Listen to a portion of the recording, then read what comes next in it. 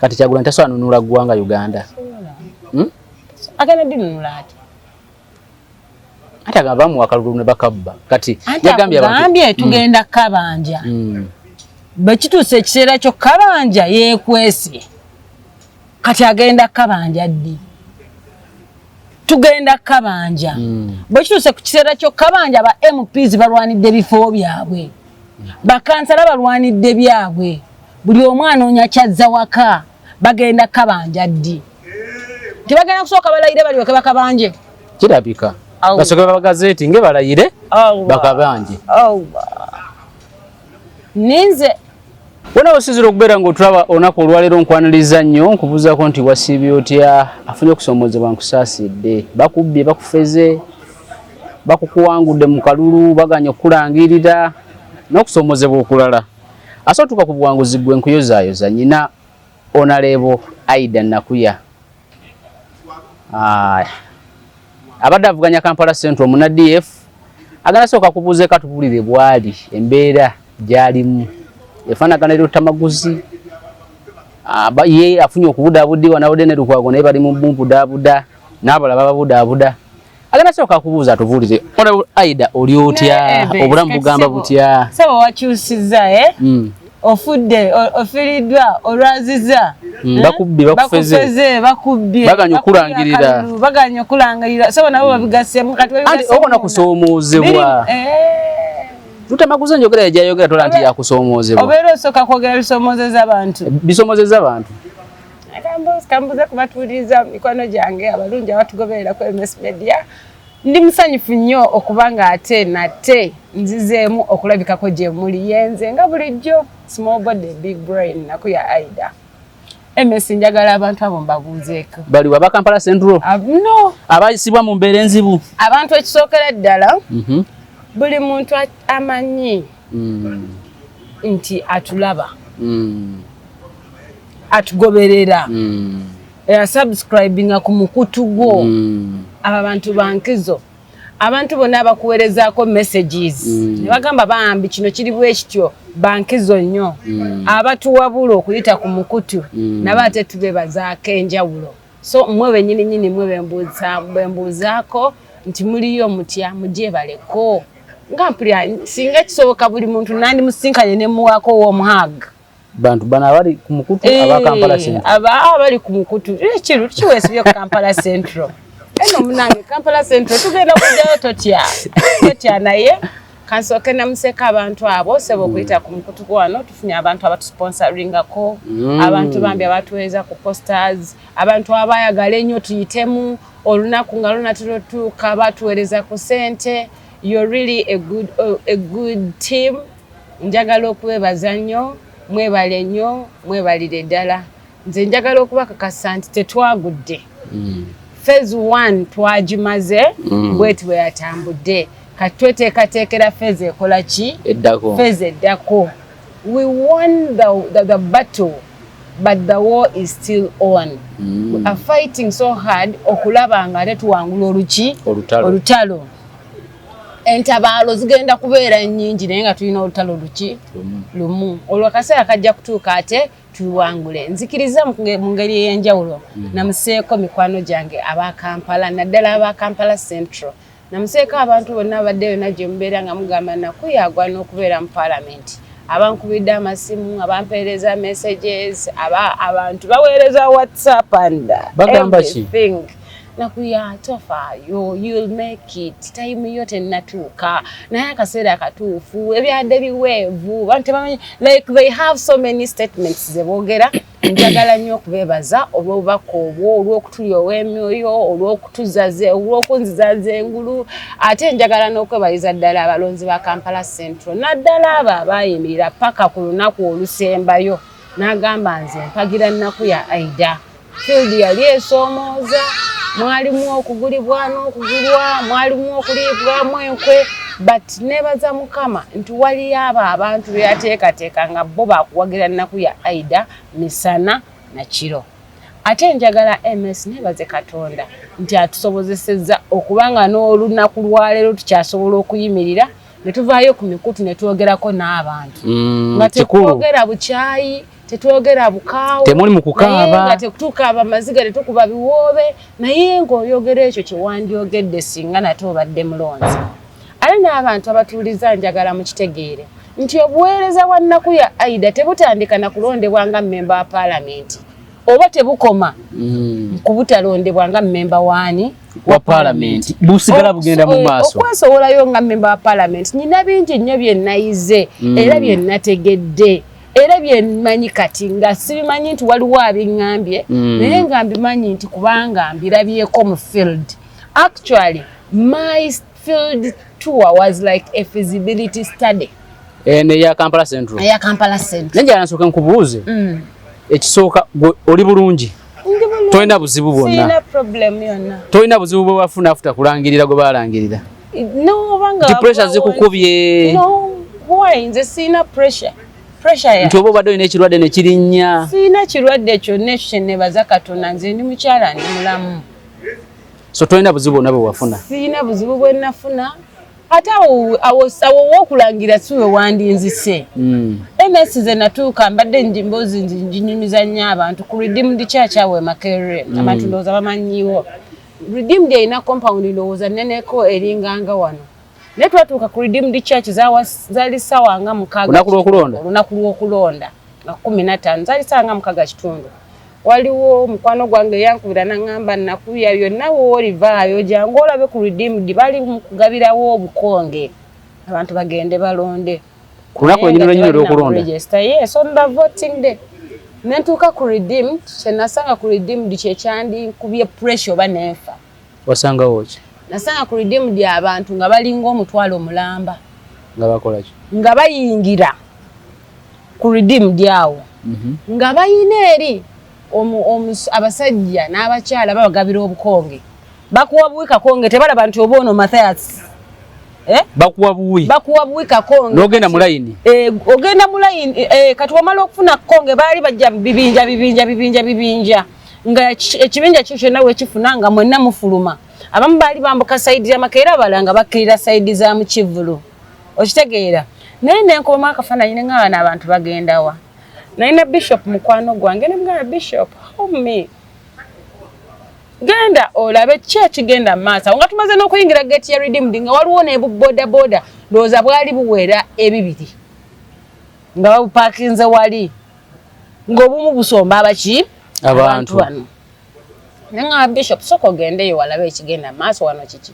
Bishop najja n'angamba okulonda kwa wana abantu nga bakujjumbidde nnyo. Nga bayitirivu. Abantu bali wano bangi balondera eri situuse nayo. Nentegeera nti atidde kubanga tisimu nabyabufuzi. Nentumayo omwami Mpalanyi. Ne mugamba mbadde nsaba genda olabe. I know. Oba weefulenga omu ku abo abazze. Katonda yampa omwami ali very brave. Era wekikwatagana ekintu nga kiri ku mukyala we mwami Mpalanyi asobola okukola ekintu kyonna. Yagamba nze kangende ne mugamba genda olabe. N'agendayo neyeefuulanga bbo. N'abeera mu layini paka wali ewasembera. Nga waliyo abagaba obupapula kati ttiimu eno weggwako ng'endala eyingirawo nga bagiwa olupapula nkakuwa n'okawa kulya emabega n'okawa paka ttiimu yo weekola ki weggwawo. N'aŋŋamba wabula ekiri wano tekitegeerekeka. Wano bali mu kugabirawo obukonge. Naye bwe bawa obukonge baba directing okugenda okukola ki? Okulondera. Nti abamu babambuseeyo mu lukafo mpulira bagamba mu lukafo yali tamanyi na Makerere wali mu lukafo. N'agamba abalala bakkirizeeyo mu Kivulu. Ne mugamba mu lukafo babeera Kawempe South. Naye ate eno wansi babeera wano ewaffe. Central. Central simanyi we balondera. Kati I had a driver wange ayogera naye abo abantu ekyali unique baali boogera olulimi olwo. Bonna MS bali boogera olulimi olwo Luganda. Bonna bali boogera Lunyarwanda. Bonna beyasangawo. Bonna abantu omutwalo. Kino sikyogera nti nno nyina kyekubira mu tribes oba what. But all of them were speaking Lunyarwanda. Nga tekuli ayogera Luzungu, tekuli ayogera Luganda, tekuli ayogera Lunyankole lw'osobola kutegeera, tekuli ayogera lulimi lwonna lulala. Olulimi wali lwali lumu. Kati ono mwami wange yavaayo n'agamba ate bonna boogera olulimi lutya lumu. naye n'amala n'agamba ono driver waffe n'amugamba yenze ndisobola ngenda dduga egenya driver n'abayita mejute biki rererede ne baddamu Oliva kati ngayogera ebintu nga sibikola ki tobimanyi nga sibimanyi n'abuuza mugenda waayo waliyo biki naga atukime wano bupapula fe tugenda kulonda nagamba ate mugenda kulonda mu mubeere eno fe twaze kulonda tugenda kulonda nti mulonda ki nti basi nti balonda ki basi awo MS we namanyira nti akazanyo kakoze eki kaweddemu teri kalulu teri kuyitamu kubanga kati eyo yali sentemu and that's why sentemu ngereka abantu omutwalo mulamba alika abantu abasuka mu mutwalo aba balonzi bangi kuba masimu nempitako coordinator wange wa mu Kivulu bambi mukazi watu najjanga adduka emisinde n'abagendamu naye mu kubagendamu yo kumanyanga DP ya training abantu era tulina okwewuuza ennyo ku DP ya training etya cadres omuntu ng'ayita mu training ya DP ya cadres eyokuuma akalulu tosobola musobola oyo omukyala yayingira waawo n'agenda n'ababbako register nga tebategedde nti adibbi owange era nazireta mu motoka yange teeka na kati nkyaziyina nga kuliko eya mu lukafo ng'omwami Mpalanyi weyalaba nga kuliko n'eyakagugu nga naye full registers bweziti z'abalonzi so ke akalulu we katambula kati awo omuntu ow'emmeeme entono awo abaafa otende walirwa naye awo nabeerawo nga okuba Mpalanyi ng'ogamba wano wenkola ekyobusiru kyonna obulamu bwange busobola okukola ki okugenda kubanga tomanyi surrounding emmotoka y'abagyetoolodde kati bonna beebali emmotoka eyange yokka ye yali munda endala eyalinga eyali munda mwalimu drone ng'ereeta abantu n'ebayiwawo n'emala n'etwala abalala n'ereeta abantu n'ebayiwawo n'emala n'etwala abaki abalala amidist awo poliisi yajja poliisi mu kujja ndowooza nga kifuuse raude nga bakitegedde this is now broad day robbery poliisi nejja naye poliisi mu kujja mbuuza yagoba etya abantu musembereko eri mugende muveewo in a lot of peace nga tewali wa isi awo alina kyayogera tewali wa isi n'omu kati awo namanyira nti abantu si mu bubi nawe namanyira nti abantu ba Nuupu balina bigambo tebalina mutima gulwana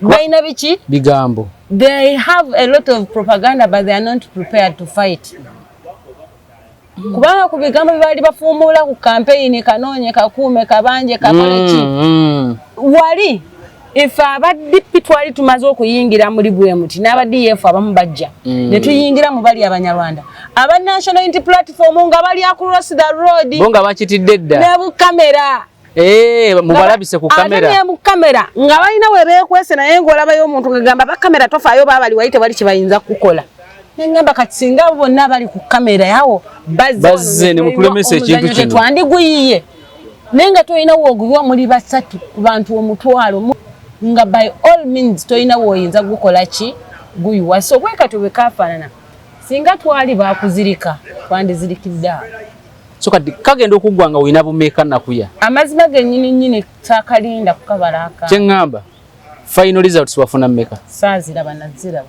era sitakinganga interest kugamba nti ŋŋende nzinoonyereze tomanyi bululu bwe wafuna sitakinganga interest kugamba nti mbinoonyereze kubanga ekimu ekyali weird ewaali ba agency bange baasobola abamu okubagula nga Misa Kabanda atambulira mu Kaprimo mu Kaprimo ndowooza waliwo buprimo nga bonna mu field ku busatu ku buna mu field nga naye kyakola kimu kugula ba agency bange naba National Unity Platform Misa era agent wange yagaana gwali muggo ku mugongo bambi kitegeeza naye yali talina option kati bo abantu twali mu kalulu kano MS nga bwe nabagamba nga abantu batebakanoonya nga balina kaadi nga weebuuza nti naye bano abantu abatakanoonya beesize eki kumbe bo bamanyi nti at the end of the day tujja bribing abantu tujja kuba abantu tujja kabba nga bo kye beesize naye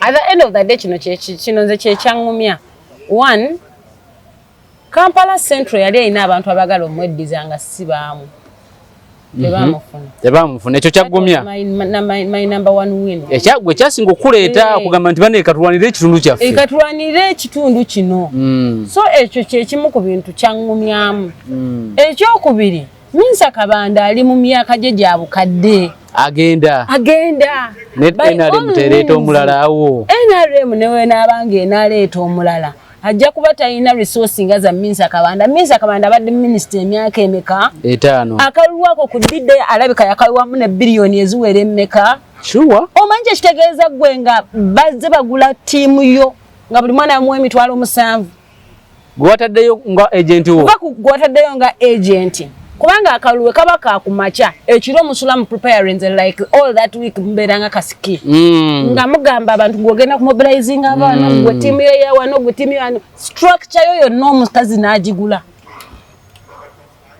yajigula okugula structure atenga agamba abantu tikinga wali basi namuwe emitwalo emeka 2 after okutikinga namwongerayo gutya kati by all means nakuyagwe ali ku kigambo kizibu nnyo okubiitinga omuntu atya omuntu bwatyo kubanga mu society abantu beerabira nti ekyo kiba kya lunaku olwo naye aba akubbye emyaka 5 abakubbye emyaka emeka 5 ate aba talina program gyagenda kukolera kwa kati already yes naluzinze mukalu but I'm looking at the young mothers who are single benalese mu kibisenyi ntunu mbadde ntuka mbadde manyi wanyize tobanywa abalonzi bano tebankoze kambeso nakugambye nga ntandika obukulembeze obwange tebutandika na kulondebwa nga MP era tebukoma na butalondebwa nga ki nga member parliament omusayi amaziga g'aba maama bali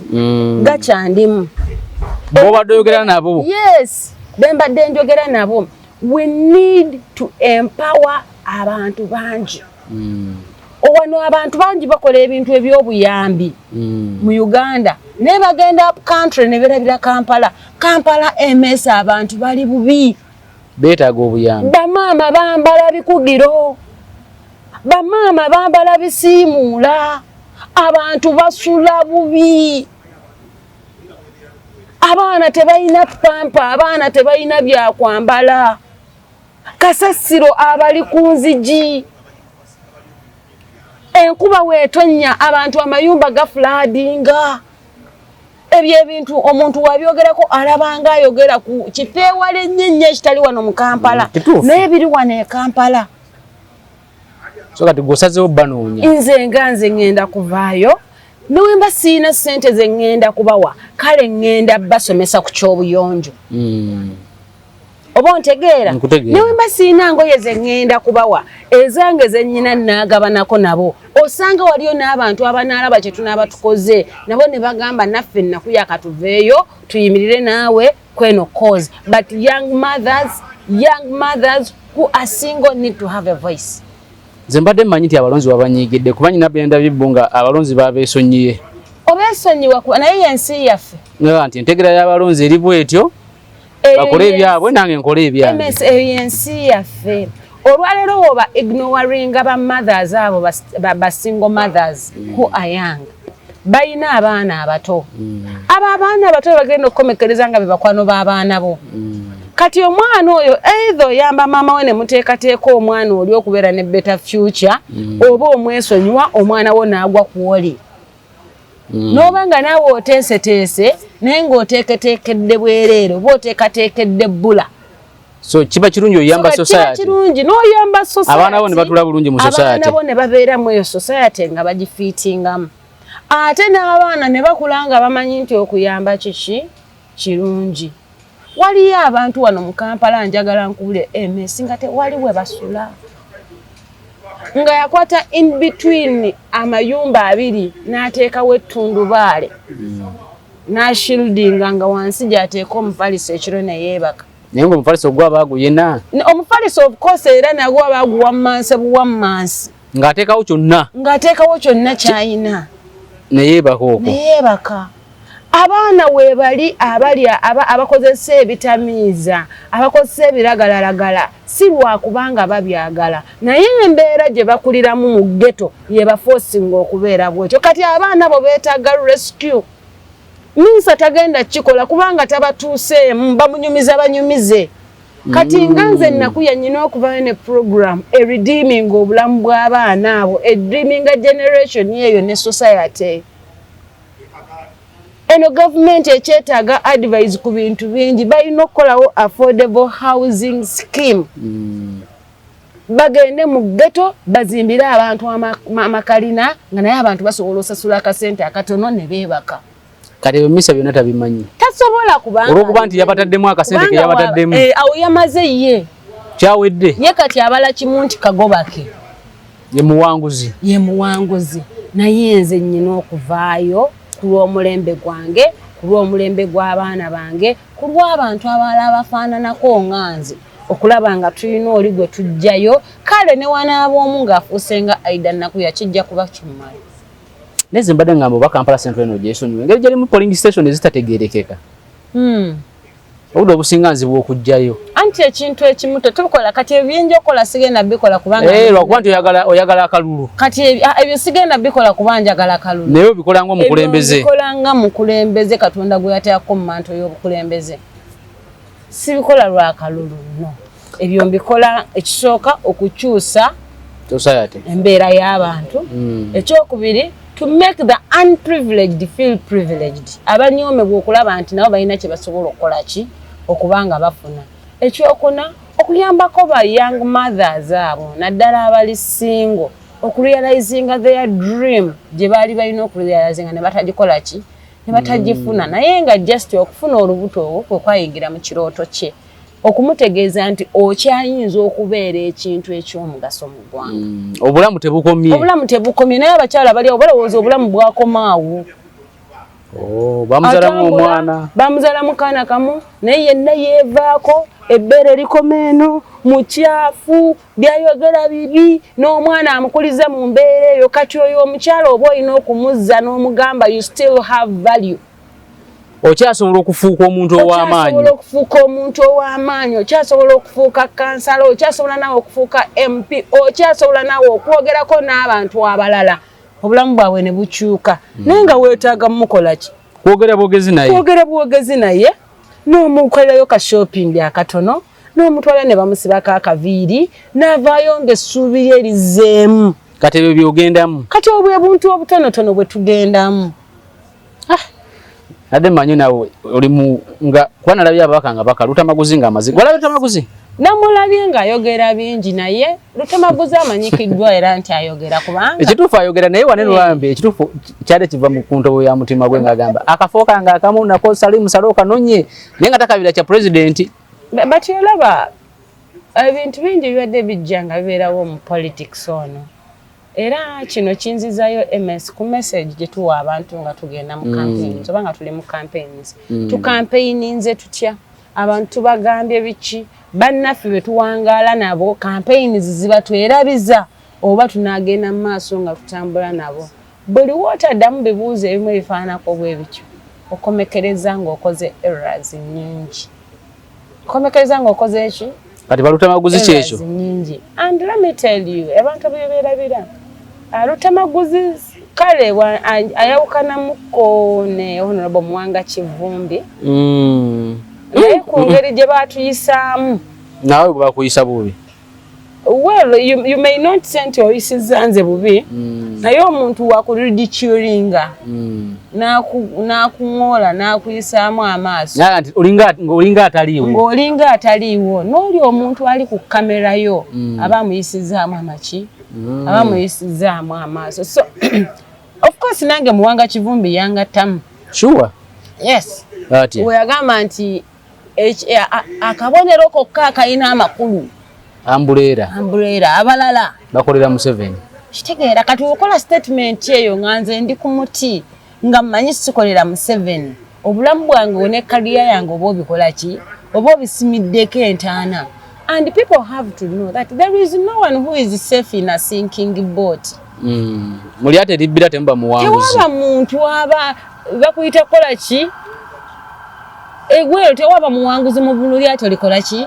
libbira omulimo gw'omuboko muyina okukola mwenna kulaba ng'eryato terikola ki teribbira we muba musobola amazzi mugasene mugayiwe wa mwenna ebweru naye gwe kubanga oli eri otudde kumpi ne captain you're sitting near the sailor you think that you'll not sink sorry for you obeera weerimba ojja kumaliriza ng'okoze eki ng'obbidde nina ekintu ekya kyennaze ndaba ate era nga nakyo nyina okukyogerako embeera yonna tekufuula nga nti teweetaaga munno embeera yonna ennungi n'embi tewabangawo mbeera keeba ennungi keeba embi ekulowoozesa nti teweetaaga munno abantu bangi babadde bavuma omuti mu kampeyini eno naye tewaliwo badde basiba bbendera nga tewali muti kati ate ekyo kijjirawa anti kugamba nti n'ebbendera eno okuyimirira yali yeetaaga muki muti yali yeetaaga omuti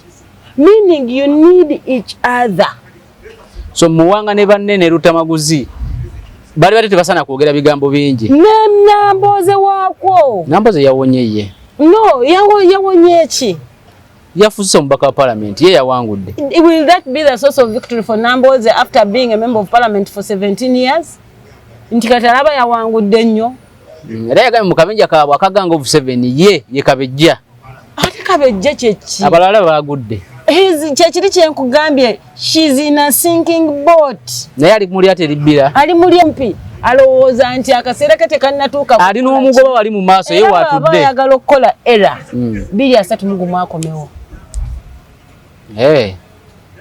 akomewo kitegeeza obudde bujaba buweddeko ali mu bayibayi weeraba gundi weeraba wetetuyina kyakubako kitegeeza Namboze tasana kucelebratinga victory ye wadde yafuuse omubaka wa parliament acelebratinge kubanga gwe gusemba ebigendererwa abamaze obituukako byonna bye baayagala mu byobufuzi anti kati ye ekiddako kiriwa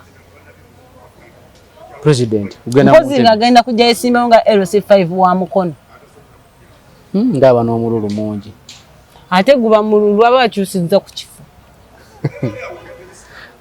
kati Lutamaguzi ne Muwanga bo bawamagezi ki no I don't know Muwanga ye bizibu byalimu ate ndowooza bineneko ku bya Lutta ye just teyawangudde Lutamaguzi afaanana nga nze ffenna tetwawangudde era mwena temwawangudde era nebaza Katonda nti kati twambadde uniform efaanagana ne Lutta naye abantu nga ba Lutamaguzi bonna ba Muwanga bonna ne ba Lord Mayor twambadde uniform ekola ki efaanagana ffenna tetulina elective position gye tutuddemu tugenda kuddayo twogere ebyensonga what went wrong nga temuli ku bino osimanya njagala kakaadi njagala ki tewali ali bize kituufu kati tulina okuddayo twogere politics ow'ensonga what went wrong gwe obadde mu parliament emyaka 2 oguluminzeeyo ani nti siyina lwaki myaka 2 nga tolina gwoguruumize mu Buganda oteeseteesa nnyo okusikira nti tewali n'omu oba tewali then gwoba tolina kyokyatugamba oba webuzaabuza kwebuzaabuza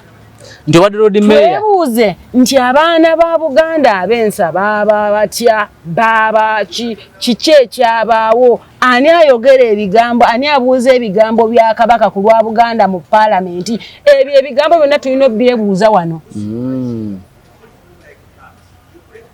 twetaaga kati enkiiko actually buno bwe budde obutuufu okola formidable opposition entuufu yennyini temugana bate mukyali bize Ssemujju nga tali bize ono Lukwakwa tali bize Lord Mayor nga buli agamba nti enkyukakyuka agitegeeza era ajagala kati akikole real change is not when you have a position kituufu ekifo kikwongerako obwongezi buyinza n'amaanyi kutuukiriza ebigendererwa bya nkyukakyuka naye ate bangi bafunye n'ebifo ne bava ku bigendererwa byaki by'enkyukakyuka ng'ekifo kimujje ku kigendererwa ky'enkyukakyuka kimujje ku kigendererwa nga ye alaba ekifo ekyo kifuuse Kabaka nga ye bwe yafuna ekifo n'atuuka mu nkyukakyuka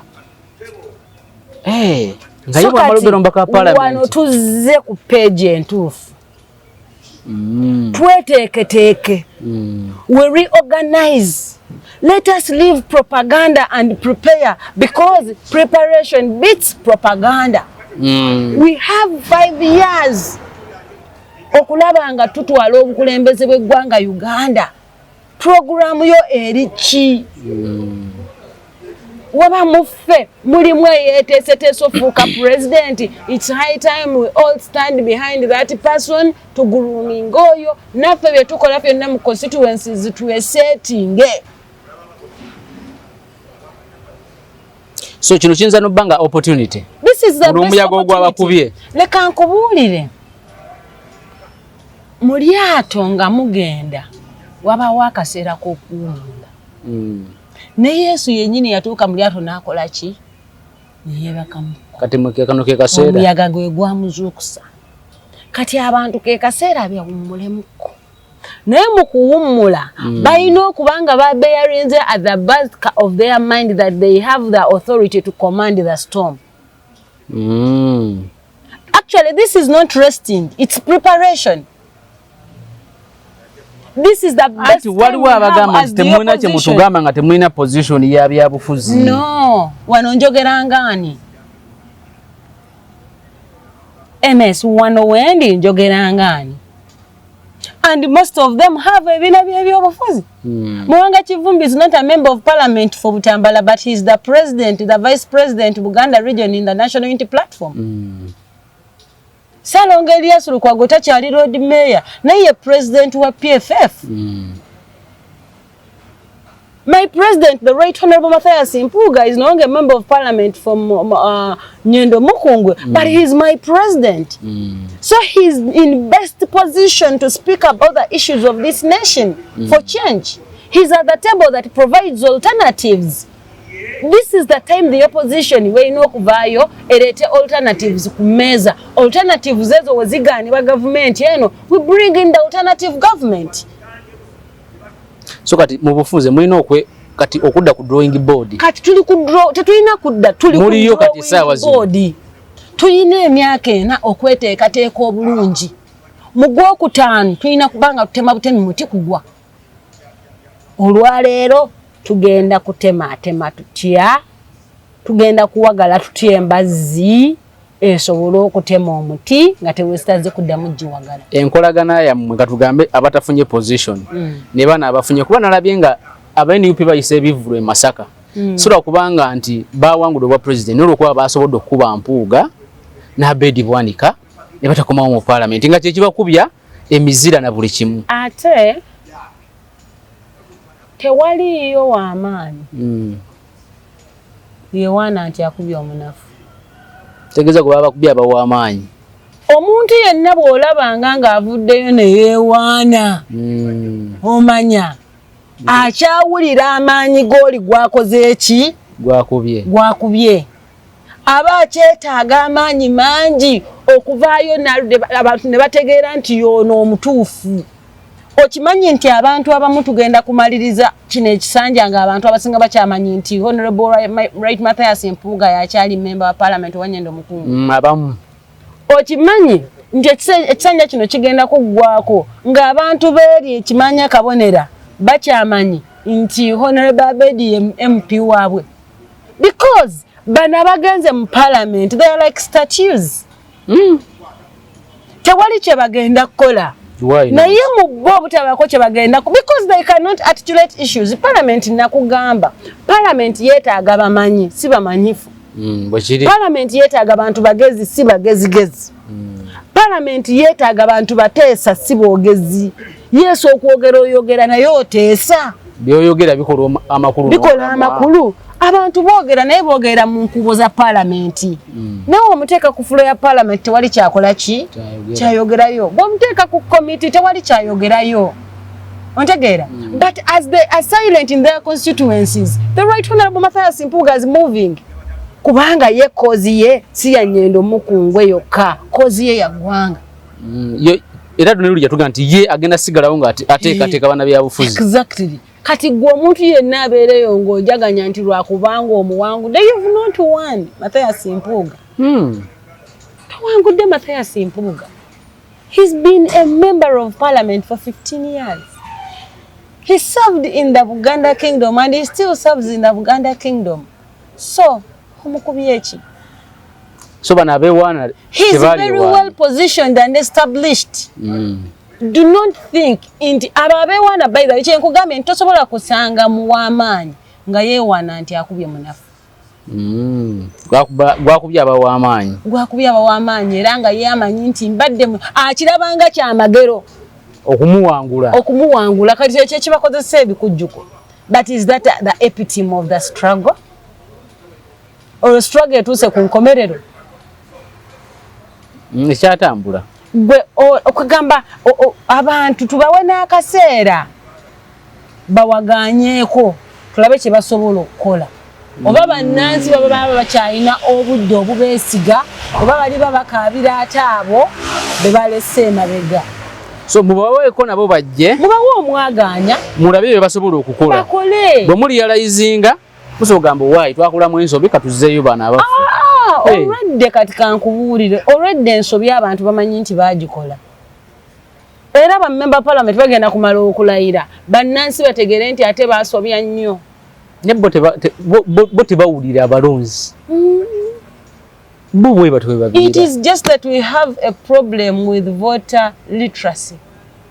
Voters are illiterate. One, Electoral Commission tijikakatako. Okusomesa abalonzi. Okusomesa abalonzi kyekyo kola. Baka parliament ayina kola ki. Lwaki mulonda. Kye mulonze kirina impact ki. Bayina okubanga abasomesa. Naffe nga abantu mulimo gwaffe naddala aba opposition. We who provide alternatives. Nti government bwebanga tekikoze bwenga gwe opposition oyina alternative ki. Meaning you come up and do voter education. Abantu bategeere lwaki balonda. Lwaki agenda n'alonda. Abantu bategeere bagenda kusinziira ku ki okulonda. Abantu babenga bayinako ne history yabye bazze balonda biki ebadde bijja bivaamu. Era gwe balonze akola mulimu ki? Naye okulonda okw'okupika, okulonda okwampankuwe, okw'okusasula kugenda kuleetera bannayuganda ennaku nnyingi ku mutima. So omuntu taveeri n'agamba mbu nze nsanyuse nnyo era nabadde ngamba nti kumanyanga abantu badde boogera ebintu naye nga tebabitegeeza kyekiri kye nagamba. One of the reasons lwaki the Securitism National Unity Platform is because what they say is not what they do and they do not mean what they say. Tobakkiririzaamu. Ensonga lwaki sibakkiririzaamu ate kati neeyongedde n'obutabakkiririzaamu. Kiki ekyaleetedde okweyongera? Lwaki neeyongedde obutabakkiririzaamu? Ndagayo constituency emu omubaka parliament eyalwanye balangire president. Ayo teri. Naye empaayo emu omubaka parliament oba chairman LC5 nga bamuyuziza n'empale. Wakiso. Naye walaba olutalo olwali e Masaka okulangira Namayanja. Saalulaba lwali lutya? Lwali lw'amaanyi. Ne weebuuza olwo lwaliwo e Masaka okukolerwa okulangirira Bobby. Lwaki Najja Nasifu kye yakoze wano n'okutuuka omuyuza teyakikola wali. Kireza buli omu ayagala kafu. Buli abantu baava ku common cause kyovolaba ng'oli ajaganya kubanga awangudde obw'MP n'ombuuza ate wagendera bwa MP oba tuli ku kinene kyabwa president. Kinene nkakasa kyokka ate nga n'ekikwewuunyisa era kyewuunyisa omuntu ajaganye ng'ensonga lwaki njaganya MS nti kubanga nkubye ow'NRM akalulu. Nere n'ojaganya kubanga okubya opposition munno. Awo Bulola Anderson yabaddemu amagezi. Bulola yagambye bamubuuza nti naye Bulola nga tokoze lutalo. Ndina wa NRM munnange. Agamba nze nabadde sisobola kukola lutalo kasita nategedde nti oli muganda wange kitange yamuzaala mu mmange mulala. Mwana si weewaka naye musayi gwe gumu. Mwana weewaka. Ngamba si wa maama. Si wa maama naye nga wa kitange. Nti waffe eno mu yero wakwambala kimyufu. N'agamba kati olw'ensonga eyo kasita kyo nakitegeera ne ŋŋamba kamuyozeyoze buyozayoza sijja kumwanika. N'agamba naye nsaba kimu naye ategeere nti ndi muki muganda we tatandika kunsosola ate ansosola.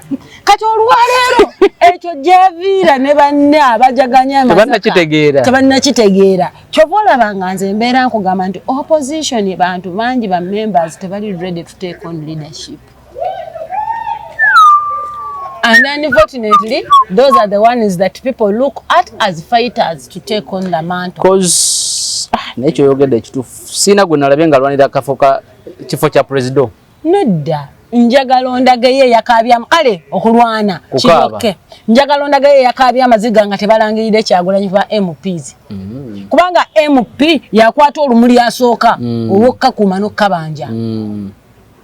Mulyanyama mukono gwange yewe bamulangirira yalinga afuira akagaba nakola ati nafukamira nabakola yawola kameka namala nagamba baba koze kano Bobby bibyo gwamanyi wekweke bibyo ne banambasa nabalaye ku bwa kansala gwe balangirira yafukamirira yafukamira newe ebuuze kuba president baputesa teeka ki Choka wano balangira kuba kansala bandi badde balwana n'okulwana okulonda kuleme kubeerayo. Reason being tebamanyi kukulembeze waabwe gyali. Tebamanyi. Tebamanyi mukulembeze waabwe gyali bambi. Babi yekaya amanyi gyali kubanga yamugambye togeza n'ovaayo. Bwanga osubira nti ogenda vaayo ku lwange. Ovaayo ku lwange. Tovaayo. Kanyonyi kange gyoli ki? Kye. Owulira kuyitanga okola ki? Togeza n'okola ki? Kagobake. Kati ebintu ebyo wojjango bitunulira. Ne weebuuza kye babadde boogera kye bategeeza. Ekya protestive vote. Olaba kye badde boogeza kye bategeeza. Ndagayo omuntu omwe yayogedde n'akitegeeza. Ne Lutamaguzi yakabye kake. Lutamaguzi teyagambyeko Salenti walemesa ne Bobby. Akafuukanga kamukati akawaneka. Yabadde yakawuninga kali mu ngalo ze. Kati awo wetubeera bwe tutyo. Nolaba abaana b'abantu nga babakuba okubafiirako naye nga kubakubira ali mu SC. Nolaba abantu abaana b'abantu nga babasiba naye nga babasibidde ali mu SC. Kati weebuuze Olivia Lutaya yali alwanira ki? Mukazi wattu. Okutuuka level y'okumwambula yali alwanira ki? Loze yali amanyi bali mu byaddala. Anti kati kyenkugamba nti nze ebintu emu era mujijisaamu abantu abo obwesige. They speak but they do not want to do. Era bye boogera tebabitegeeza. Boogera bwogezi to pull crowds. Kubanga bamanyi nti abantu bakkiririza nnyo mu propaganda. Kati bannayuganda balina okuva ku eyo level gye baba wayaringira bajje tuteese ensonga z'okutwala eggwanga mu maaso. Bino ebyawoyowoyo biveewo. Ebyo kikutte simaya kikutteyo simaya. Sheyalinga live eno. We have to adjust. Kati omukulembeze kubanga bagamba ali mu hiding. Protestive vote banagikola batya? Because protestive vote ye yali yokkabanja. Kulembeze simanya. Kasita nawulidde nga mukyala wa agamba nti kasita bamugambye asikale yamukubidde essimu nti batuyingiridde bwe yakubidde neiba n'amugamba amatuugo tegava bweru yabeere munda nawe okututa kuvaawa bweru ogwokubiri gwe yakubidde yagambyani nze mbozi ye bangambye efaanagana neyana kyambadde kati sayagadde nnyo juwa maanyi ogwokubiri gwe yakubidde Dax Vibes muganda w'omukulu neŋŋamba nti naye eggwanga lino struggle baginaloyinze to that level nga oli first lady nga bwe baagala okukyambala nawe mwamuyitanga agamba nga bwe twakuyitanga kuba nawe wamuyitako first lady nze tomuyitangako first lady tompayiriza Chovola nze navuddeyo neŋŋamba nti bw'aba buli kiisa avaayo okwesimbayo kuba president afuuka president kati noonya his excellence Munyagwa simanyi oba ye ali safe. Munyagwa talina buzibu. Ali safe. Talina buzibu. President ali safe. Neŋŋamba nti tobanga watikinga Munyagwa. Neŋŋamba nti mu nnyumba eyo nze omuntu gwe natiikinga kaali kalukanga kyama. Mu nnyumba eyo mu nnaku weeks tezinnawera na 2 nga interreligious council ebaddeyo. Yaliyo nagiraba. Mu nnyumba eyo baali beesuddeko ne bagenda ewa gundi w'Obuyisiraamu jjajja w'Obuyisiraamu Omulangira Nakibinge. Mu nnyumba eyo waliwo bakatikkiro ba Buganda abaavaako abaagendayo ng'akalulu tekannatandika. Gw'olowooza wano MS katwogeramu bya kikulu okukubira Dax n'okukubira presiding apostle chairperson wa Interreligious Council kyandibadde kisinga okukola wait Dax kubanga muganda wa mukulu Musaye gwe gumu amulumirirwa eri si family issue national issue kati omuntu yenna au actually wetubanga tubadde mu ranks na za kibiina wabadde okubirawo secretary general wo Lubongoya ow'ekibiina ate nga naye abantu bali mu kwemulugunya n'okubira lopuwo Senyonyi andi kyenkulaga nti ekitegeeza kano wekabanga si kazannyo buzannyo then abantu abali mu kibiina tewali abeesiga tewali abeesiga yabadde alina okubira the chairperson of the Interreligious Council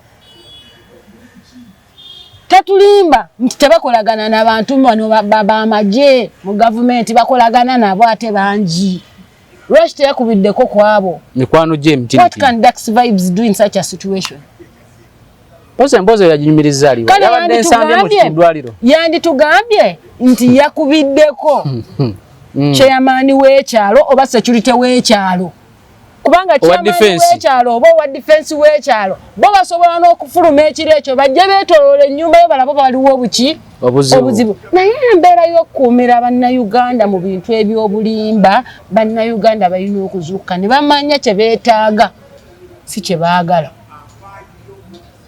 okimanyi nti kye weetaaga kyawukana ku kyoyagala kati okuggyako nga tutegedde ebintu ebyo tukyali bubi nnyo kati Kyagulanyi tasobola nunula ggwanga Uganda agenda dinunula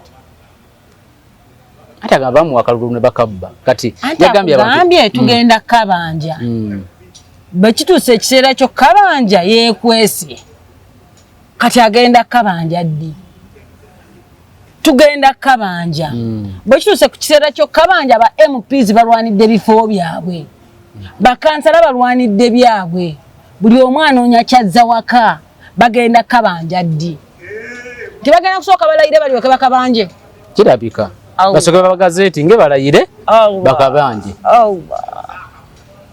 ninze tulinze mwetaaga command ya mukulembeze tulinze agambe nti bane tubanja akalu ne statement eyo yenyini tanaba kujisa mukamwaki kankubulire mu Bible omwo mulimu omusajja gwenjagala ennyo bamuyita Dawudi Dawudi yakulemberako amajege n'agatwala okulwana bagenda okuva okulwana akomawo ng'ekibuga kyabwe kye baali basigadde Zikulagi kiwambiddwa nga kye kiri ku muliro nga n'abakazi baabwe babakoze eki babawambye n'abaana baabwe babawambye si babe bokka naye n'abajaasi be Dawudi kye yakola nga atuusewo bonna baakuba omulanga Bayibuli egamba nti baakaaba Samwiri ekisooka 3 nti baakaaba ne baba nga tebakyayimu nandasi zikola ki zikaaba naye abasirikale balaba ne Dawudi omukulembeze waabwe akaaba bagamba gwe tugenda kulasa amayinja ofiire wano Dawudi kasita yamanya nti bali bakomandi nga bagenda mu kubaafe n'ayambala ebyambalo eby'amaanyi afuuka omukulembeze n'afuuka omukulembeze ne yeesangula amaziga n'awoolera Bayibuli egamba nti yasaba n'abuuza Mukama nti nibagobe n'abasanga n'amugamba baleme tooleme bulemi kubasanga naye ogenda nabasuuza omunyago meaning kyonna kye bakubyeko mu kibuga kyo ogenda kibasuuza so Kyagulanyi teyalika omukulembeze akaaba avudde ne mu kukaaba yeekwese kati agenda kusuuza ddi omusajja omunyago avudde mu kukaaba ne yeekweka nkugambye avudde mu maziga yeekwese agenda suuza ddi omusajja omunyago kubanga by the way bakomanda bali abali ku top sibe balidinga olutalo bano bakansalazi bandi balidinga olutalo ba M nenge ebiragiro no yabibawa nenge ebiragiro biva komanda wekibanga kyaddala Museveni yamanya nti bali abo okuntigo sigenda bakozesa kuwangula n'agamba kangende nnonye bakadogo lwaki yanoonya bakadogo yali amanyi bagenda kuboyinga obeyinga order ekyokubiri yali amanyi nti bakadogo bagenda mwesiga mangu bali bayina entiisa olwedde yabambadde nti bali mu lutalo so omuntu yenna yabayita okumwegattako mu lutalo buli wenkuyita okuneegattako mu lutalo mba nkujje ku front line ettibwa nga nkwambaza obuyinza gwe okutta kati awo bakadogo bafunamu that courage kati ekyo osanga gyali atraininga bakadogobe yekwese osanga yekwese atraininga bakadogo nga ffe tulina kugumikiriza tulinda kiva mu hibernation banaye kati kubanga president abatalira gwa kutaano abagenda kulayira mu gwokutaano babagenda kikola batya Minsa mulabye nga bba akalulu nennemererwa okumulemesa okukabba nyinza okumulemesa omulangirira n'okulayira wembanga nnemereddwa omulemesa nga siremereddwa mulemesa kula if I've let her be declared ate nsobola omulemesa okulayira tekisoboka kati ezo firimu bali tuli mu firimu kati tulinga abali mu firimu sikuripute ku sikuripute Pastor Bugembe yayimba oluyimba nti bagamba tojja kuzimba bwenzimba tojja kuwasa bwowasa tojja zaala bwolizaala tajja kusoma bwalisoma talifuna muno kati tuyinza okubanga tuli mu kintu bwe kityo kiri continuous onayogera kityo ng'omuntu anoonya akaddako bwakafuna ng'anoonya akaddako bwakafuna ng'anoonya akakolaki ng'anoonya akaddako omwami Bobo Wine njagala nnyo ennyimba ze yayimba nga wali ng'akyali president wa ghetto nga kati oluyimba abaana kati baluyimba nnyo lwe bayita olwakiwanyi ayagana n'abuuza nti waliwo yakola ne bayisa ku biiti era nti akyogera kyekitegeeza bamuwa ssente ne zigenda nga zirinnya mitwalo 20 kakadde 2 3 naye nga tewali akola ki awangula. Bobi Wine yaludda mu liyimba lya Kiwanyi n'agamba wambuuza ekigambo bbada kuddamu nti kyali Kiwanyi naye nga abantu bakubye essimu bateebe ekigambo bbada kyekitegeeza naye nga yali akimanyi nti tekikola ki tekiriyo. So kati bannayuganda balina okubeera nga bakyali ku reality nti tebali ku bbada tebali ku Kiwanyi akubbada kwe ngambye nti kyekiwanyi ate era kyali Kiwanyi ate ne president aleme tulowoozesa nti kano katukubye ke kasembayo kake okekiki kekiwanyi bukyayinza okujja mu maaso obuwaani obulala. I'm waiting to see. Kati nakuya nalabye muwanga bamututte mu kooti ne representative okuva mu kibiina ky'ebyobufuzi kye n'abulayo ku kooti ne president w'ekibiina wadde okupostingayo nti bannange president waffe bamukutte kakati ebyo byonna bituza ku script eri empandiike ate ne bitwennyamiza ate ne bitujjukiza gye twava mu DP wabulangawo olunaku lumu saawa mu DP mu Democratic Party wabulangawo saawa busaawa n'oba ne ba lawyers basatu aba DP nga bafayirinze production warrant aba DP nga balinda bulinzi kuggwayo those 24 hours 48 hours nga yo nga bagiganya okuggwako nga bagenze Kiwanuka Abdalla yabaddeno ono yabaddeno nga buli omu ayina kyakola okukakasa nti munne ava mu kabi.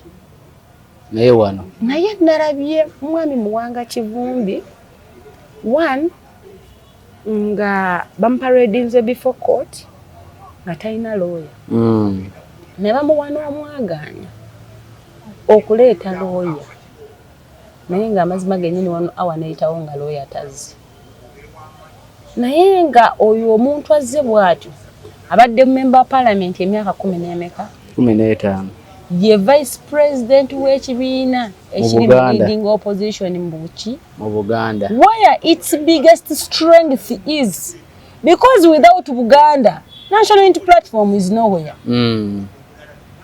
Wotali Buganda wano National Unity Platform teyina wekola ki wogirabira naye ne tulaba omuntu eyina ba comrades abali vivid abali vibrant abafaayo nga kati bamparedinze yekka yayina okweyogerera ekyo kyanjigiriza ekintu kimu nga bwe natandise nti tewabanga mbeera kusuuzaawo munno alina abba munno abenga munno. Ekyokubiri ye Honorable Ssemujju Nganda kye yakola we bamuyita okwegaana ani Mpuuga.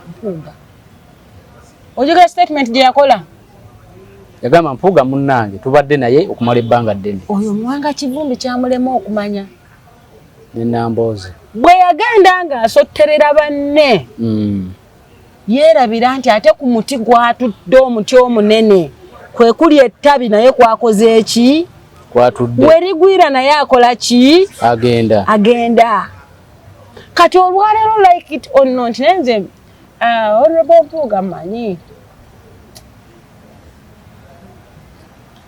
I know yemu ku bannabyabufuzi gwe nasisinkanya ayina ekisaasasa naawe nono ono talina kisa Wakaliga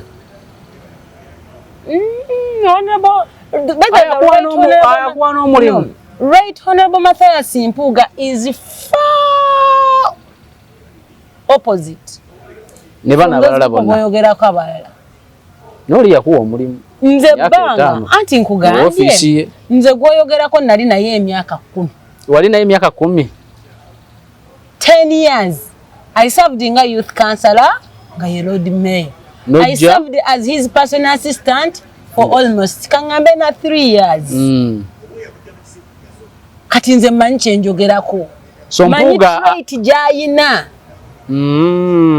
ate manyi ne trait Honorable Mathias Mpuuga gyayina kubanga naye mulabidde si bbanga ttono all along when nali nera mu office ya Lord Mayor Honorable Mathias Mpuuga namulabanga Ssemujju nabalabanga Nambooze nabalabanga and I could give them a distance but I knew their spirits and their hearts.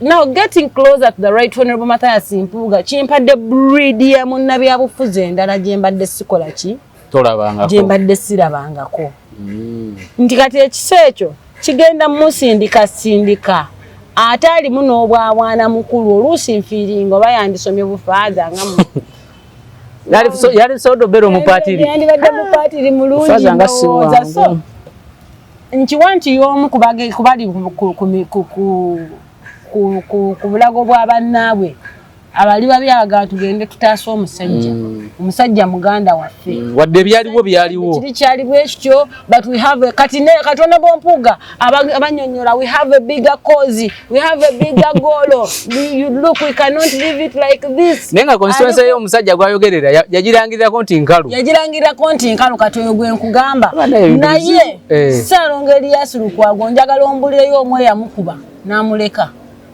Lukwago naye tagenda mbulirayo omwe yamukuba n'amuleka yasuwinga red paper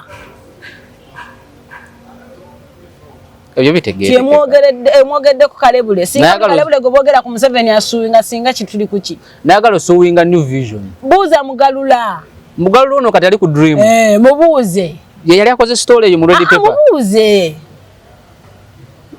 so kati nze omuntu gwoyogerako I know how tolerant they all are so kati Mpuuga ali ku mavivi eri baganda be Seggona naddala ne Lukwago Honorable Seggona yamba wa Lord Mayor taba wa Kantuntu bonna ayagala bajje mu firimu lwaki because National Unity Platform is not established to the level of having lawyers who can stand in that case sigwasoso kingamba nebijura bwe yangambye eyo kesi nzibu nnyo yeetaga looya ajjudde yagala okufuna looya ajjudde oba olina okuba ng'osobola okupatinga up ne biliyoni zongeemu oba 2 ogwo omusango okugulwaninga successfully mukyala wa Muwangala ekikyale Makerere y'omu ku basomesa balooya ate yakulira faculty y'amateeka tasobola afuna bannamateeka wabalabyeyo yabadde tamanyi nti omwami w'omuwambe omwami we taliiwo ate yakitegedde nti bajja kyebadde nkuddako teyakitegedde nti bajja yakitegedde lwaki teyabaleese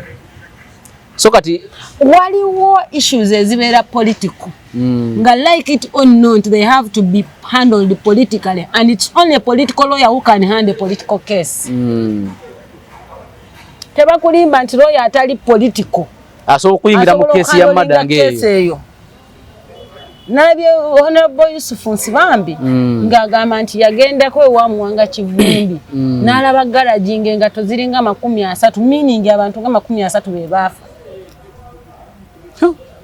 But there are so many questions that ziri awo nze neebuuza garage eno yali teyina door, entrance door eyingira mu nyumba kubanga every garage on the house has an entrance door.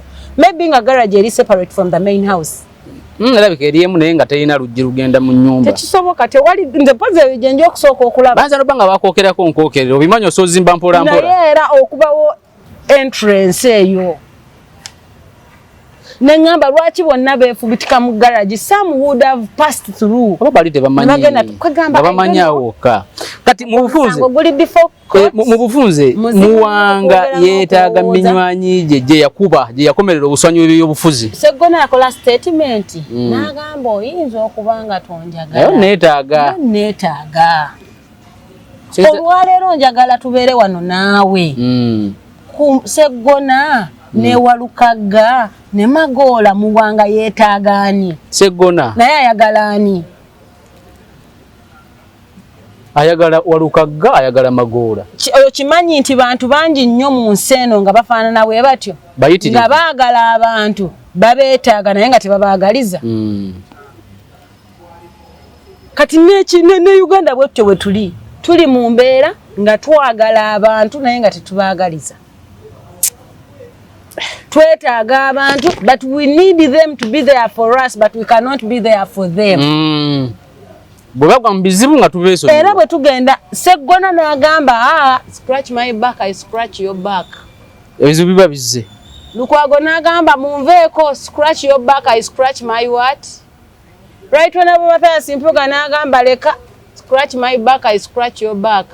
Kantuntu n'agamba ekiki? Scratch my Asumani back. Basaalirwa. Asumani n'agamba ekiki? Nze mwakola kino na kino na kino na kino. Scratch my back I scratch your back. Aba agenze kufa. However, we don't even know oba we banamugenda ne bamuyamba anaavaayo. Era bali badde bagezaako. Ogwa brotherhood nti sirinze kamu lutalo luno. Kubanga kati biringanga ekyangu. Omusirikale yatera okugamba nti okuyingira ni layisi okutoka ni ngumu. Okuyingira kyangu. Kyangu naye okuvaayo kizibu. Kati olwaleero biyiseeko wiiki emu bikyali byakusaaga bya mufumbiro. Mufumbiro yalinga nakayisako nnaku 2 nga bwajja mukota nga people power. Museveni bikyeki waitawo omwezi ogwo nga bwajja mukoti akaba maziga. Because time comes notegeera nti oliweka mu kino ekintu. Na family yo. Mbulirayo loyo ayimiriddewo mufumbiro. Samu muyizi. Ngali vibrant. Samu yizi really like which case je yawangula eri mu. Samu is good. No, abaddewo ngaba namateeka. Yes, wali nga Malende waliwo. Malende tumuteeka ku level ya Samu. Samu abaddewo. Emyaka nga 10 emabega. Anti Malende one of the achievements za Malende nti abadde ayamba aba National Unity Platform bonna makomera. Ngani? Simanyi. Anti achievements era ogereyo mu Uganda mu bantu bagamba naende ajja abana makomera kati gwa kingamba nti tayina. Nze Samu yizi level eri waggulu ku ya Malende.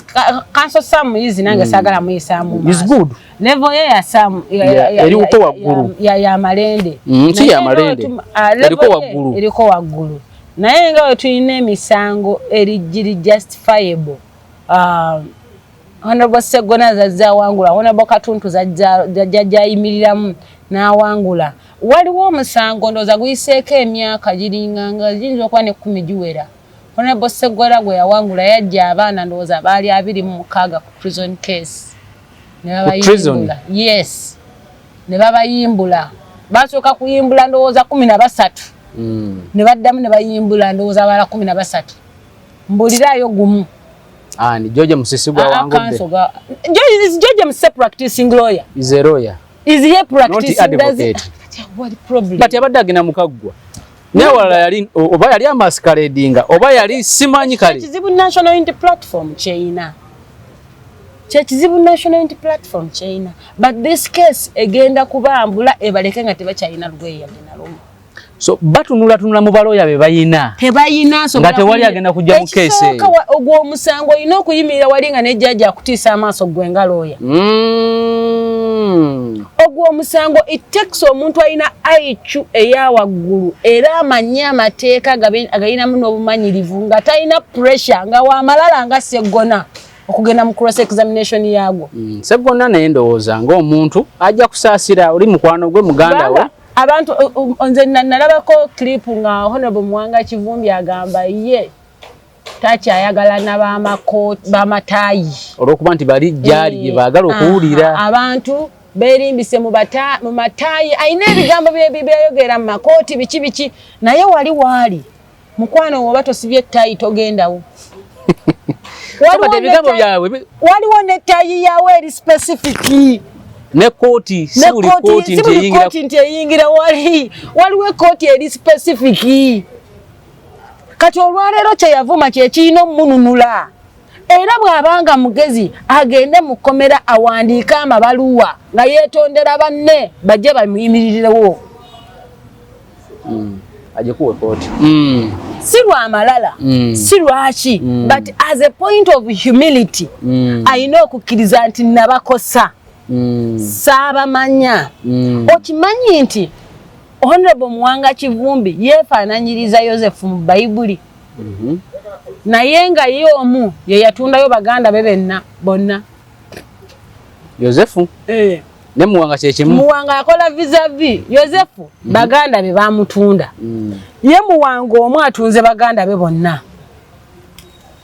Ati ali mu kaseera ayagala baganda be bamutaase. Bajja mutaasa bamusaasire olw'embeera eriwo. Bakkirize olw'embeera eriwo bamuyimirirewo. Bwana Empuuga luli yaganaga nti bino ebizibu bigenda muleetera okureflectinga nti bali bamusiba akatambaala adde ku drawing board amanye nti alina minywanyi gye era minywanyi gye girina bba minywanyi gye mpaka. President wange nkyanoonya. Okyanoonya ki? Nkyanoonya kituufu. Kyeyayogera? Kyenyina kyeyayogera kyekituufu. Kyeyayogera kyekituufu. Naye ate noonya linnya ttuufu ngenda dinoonya mu Bayibuli omwo oba mu dictionary omwo lyennyina okumuyita.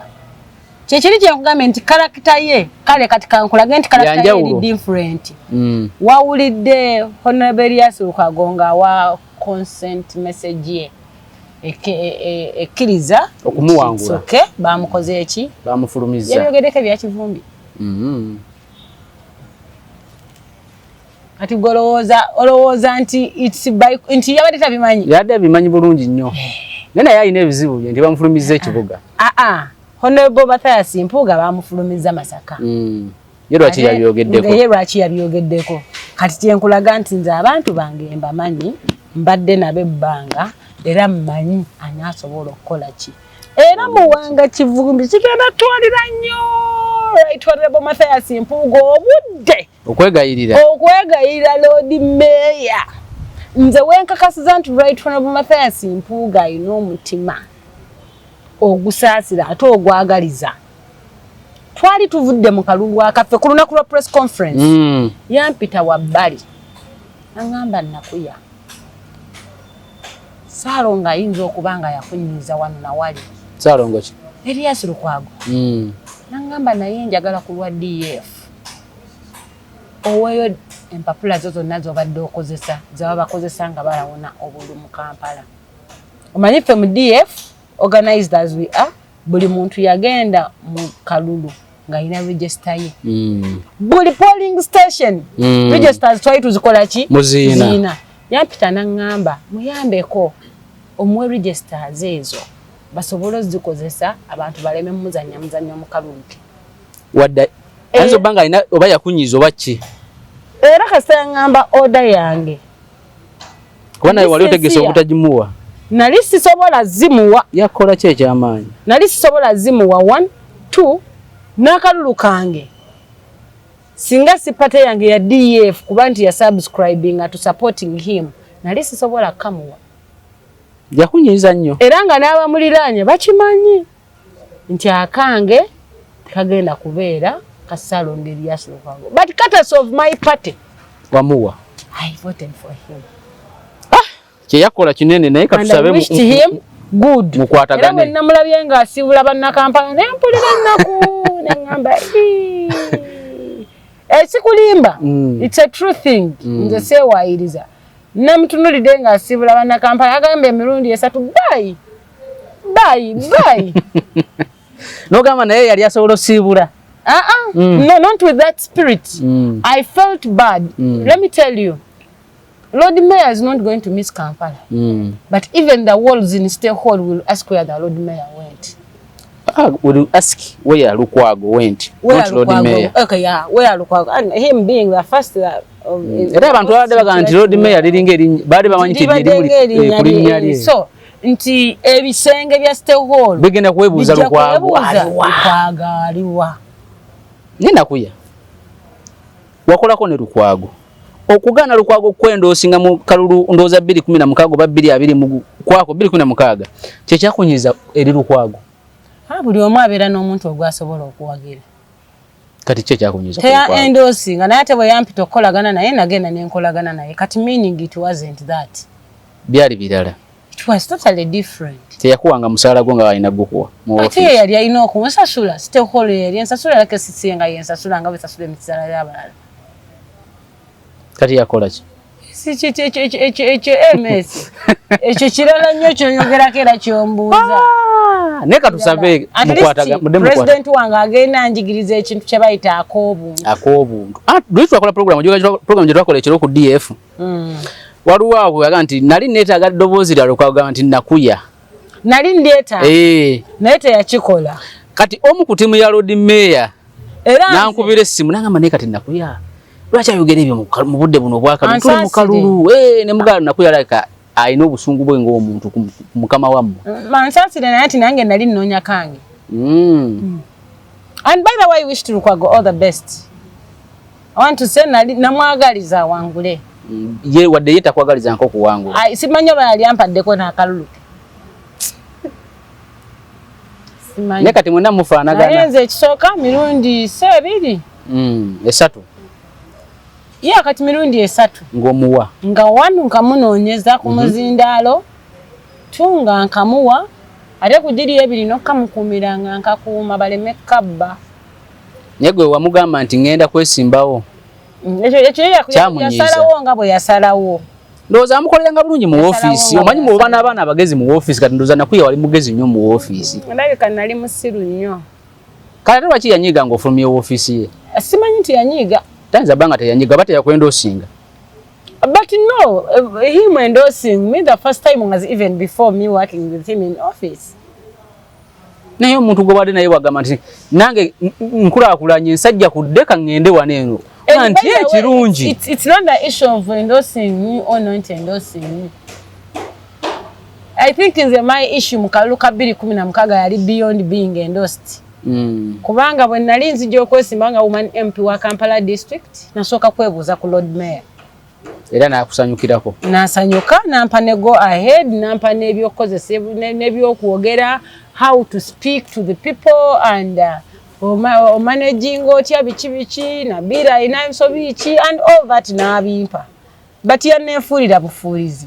Along the way ngafunyeyo bashifura abayina akamoome basobola omukubira ebipande basobola okukola ki n'agamba wagira n'abeera awo nga tayogera kati ntegedde kyakunyiza kati ekyo nze eyo si nsonga nnene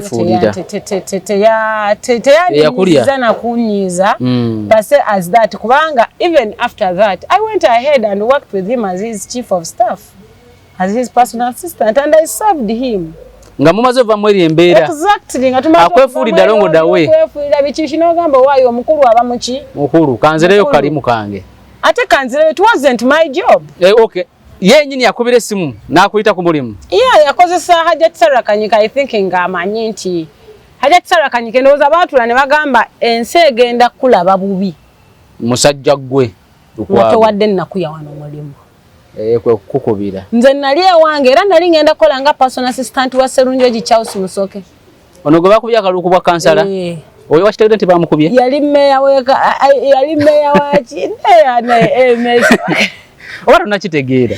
bamuwangudde wa NRM yamuwangu balimba opamapya njogeza mutima njatuza kigambo Charles Musoke Serunjoji nedda Salongo wekangave Salongo wekamwocha Kampala abade yagalo ba kansala Kampala Central yagala bwa MP nagenda kubwa meya nawe bamujjako olina mawulire mukubire ana mukubideko yesterday ngesimyete liko goloza ki yajijjeko Serunjoji Musoke gugamba ayali owa DP ayagano bukire ni UP 221 najibukira 226 bamukubye akalulu nawe leka nayo olaba sagala sisekala kubange byampunda naye bisesa bege bamukubye akalulu Salongo bamukubye Conrad oyina empisa embi jajja muzukulu notakubirako jajja kunga avudde mukalulu naye nedda ojategeera naye balwawo balangirira ndowooza kyekya making nga to lose interest mu kintu kyabwe naye ekisinza okunsesa nti Salongo mukwano gwange oyo tatayukana nnyo na muwanga kivumbi bamukubye nakuya ogenda sibula abantu Musoke mukwano gwange bamukubye bambi era bali bamubalidde nti singa wangula fuaka speaker uya mama wa Charles Musoke bamuyita nakuya bambi kati oyo mutabani wange Salongo era wansanga afukamira mama bamukubye era mbye obufuzi bya Kampala Central tubadde tujjanga tubeera tiimu emu guno gwokagwe mulungi gwe twayawukanye naye buli kyembadde ngamba mu field nga njogera nga naye Lubongo yakola kino nga Salongo avaayo agamba waliwo bannawulidde nga bagamba Lubongo yakola kino naye kati nga ninga mu resi alimu ne Lubongo yakati kyensonga lwaki nsese lwaki kituzaayo eri nti obanga munaako obuntu bamukubye mu politics abantu bayige okubeerako n'abaabwe kituufu n'empuga yakyogera naga nti politics ebyobufuzi biggwawo campaign ziggwawo naye ak'obuntu obwa Sseruganda tebuggwawo kubanga kati Honorable Serunjoji Charles Musoke wabanga bamukubye akalunga byongambye sibyambumbu oba sibyanjwanja ani yamukubye Kalyango wa NRM Kalyango Shafiki negwe kimenti ne Kalyango Shafiki yali mchaja wa DP nali muvubuka wafe bana banyiza amapensa era kanse eyo toje kwewunyisanga ne speaker suwa NUP speaker jakuba wa NUP sima ate NUP enda bakansala bamekolo 18 ate NRM nalabe ina 8 special interest groups waliwo ba workers babiri waliwo ba youth bonna bagata bali 8 babiri waliwo ba PWDs babiri waliwo ba elderly babiri bebo 8 oli mutu kati gata ko 8 agwawo 16 bano balina bameka balina 18 kakati bano be balangiridde manyi bakoze bulagaano ki okusikayo busisa ababiri abasatu bagatte wali onafuna kwa speaker mbazira yakola atya wano ekyo tekikwewunyisa nate kati awo sijja kwewunya kubanga ne interest ne chinko Secretary General assistant wa Secretary General wa Kalumu Kampala Central kati linda katabu katabu tayinawo welinda katabu akatabu yetayinawo ngenda kawe muyindo aba DF tuina muyindo ngenda ngenda okuwa Kalumu kanga eyo stay all politically bali mweza agenda baji kulembera but speaker nga si wabwe even ne deputy nga naye si wabwe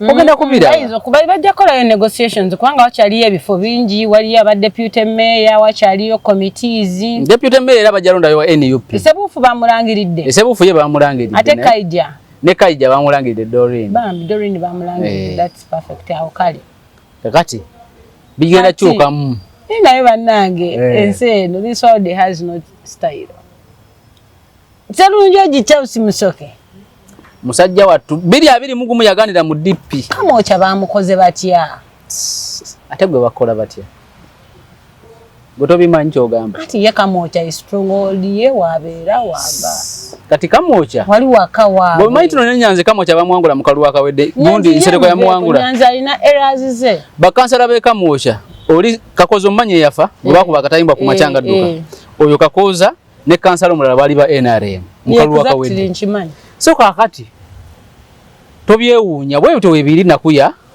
esigwe weka nedda bwe nva kumpewo kuno nina okubira mutabani wange simu kino kale simu bubi abantu nabakitegeera naye mutabani yanfiirako mu kalulu mukulu wange kubira abamusemberedde ayinza obanga embeera si nnungi ng'eya Lukwago Lord Mayor mulamu naye bangambye abasawo we bali okuleka nga bamubudaabuda kubanga kye yatuuseeko emyaka 2 egiyise yabadde takituukangako bali tebamukubanga mugenda mulambuleko Lord Mayor mu byagundi ya struggle musajja mulungi abadde ku konsero naye musajja mulungi nga aba PFF babasinga bakaaba nti bamala bakwasa kaadi ne babalekaawo Lukwago wadde ogenda okuba weakness ye okugamba obuga nti bannange ono ye waffe ne bayisamu drive kati eyo weakness ye kitegeere eyo weakness ye every time you do not realize a weakness and you keep riding on that nze kasita nasaba Lord Mayor okumpagira ku MP bwa Kampala n'agaana nakkiriza n'akwefuulira n'amala nanneefuulira awo siddanga musaba kumpagira ku kifo kyonna yadde n'ekyo kuba wamanya embeera ze nakino ekya MP wa Kampala President wange yali angambye genda oyogere ne Lukwago namugamba tewali kyasobola kungattako yadde n'ekiriwa ate ng'owuliza nnyo President wo mwagala nnyo ne Lukwago wamutegereza embeera ze nagamba saagala kunyigira Lord Mayor kamuleke ate ng'alina ttiimu ye ennungi bambi nga banjagaliza era njagala okwebaza abaana ba Kibedi Baswaibu Simu ttiimu yali very perfect nga they are for me sijja kulimba nakuya tugenda ko nga saagala kutikka mukama waabwe musaalaba watagusobola gwokuwagira banne gujja kummenya ate nange mumenye ate munyigirire bwerere ekiri mu DNA ye era mu byokumpagira nakoma munyigira mu 2016 nomanyi omuntu gwodiringa naye munyigira kubanga sidda era 2021 nagenda nga kazindalo kange nga muwagira abamu bavubuka mu kisenyi ne babula n'okunkuba nangamba bwe yatulemesa obwe mpyo wagira waaki sibula abantu nakuya so abatulaba wow abadde batufollowinga what a highlight Shafiki kulikayo mu lutabaalo ate gunde Eva Kyazike yona abadde wane wa madada alaika nete yakajjeeyo waina arema awalaka yawanguddewo bannaye mukulikayo mu kalulu naye tugenda kuddamu nga ate tubagamba nti mubeere safe mwekuume tewali kye mubanja MS njagala kano nga sinnasiibula ngamba abantu nti omuntu njagala otegeere gwolonze si yayitamu ekiyisaamu gwoba olonze kwe kulaba nti bangi kummwe mumukola ki mumulonda naye omuntu ava ewuwe n'agenda ku polling station omuntu omu n'alonda akalulu kamu n'asuubira nti gwalonze yagenda okukola ki the majority take it okay wonna obanga ova ewuwo ng'ogenda okulonda omuntu omulundi omulala naddala tesaagala abantu njagala mbakubirize mugende mulonde LC3 bakansalazi bammwe abo be bali ku nnyindo zammwe omuntu yafudde abo be basooka okuziika chairperson yenna kubiriza abantu bagende balonde kansala oyo gwe mukkiririzaamu agenda obbayamba ne LC3 chairperson kubanga abo bye bakola bibakwatirako ddala kasasiro wammwe beebo buli kimu beebo tweyanza nnyo tweyanzeege Aida Nakuya tugendako mawano nego onimbi ki Serunjeji bamukubya akalulu Charles Serunjeji Charles Musoke nga yamuyise Lord Councilor Kampala Central Dennis omumanyi wa PFF yomukwade besimbi awo yasoko kumpa yasoko kumpa namugamba katambudde katya nangamba katambudde nangamba naye obuzibu sawangudde ne wa NPT yawo nemugambe kiki nagamba nti wa NRM yatuwangudde konze tukoma wano olwale tutandikewo nakulala kumata kumira mpeera